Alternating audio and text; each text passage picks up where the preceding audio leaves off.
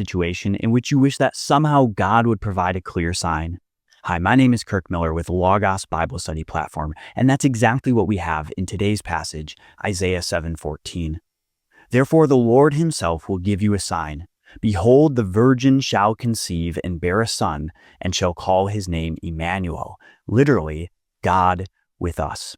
These words were given through Isaiah to King Ahaz at a time of military threat, and yet Ahaz refused to trust in God. He wanted to trust in his own means, his own military alliances. And yet God, nonetheless, promised to save and to give a sign of that salvation. A young woman, literally in Hebrew, a woman of virgin age, would conceive. And before that child was even old enough to know the difference between right and wrong, God would have undone that threat. Emmanuel, God would be with them.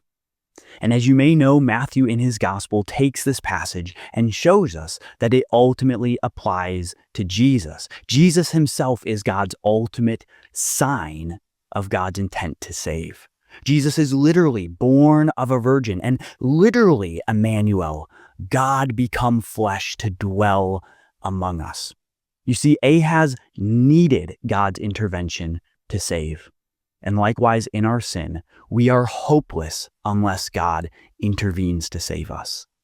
And if the virgin birth, if God's becoming flesh by unordinary means does not scream his intervention, then I don't know what does.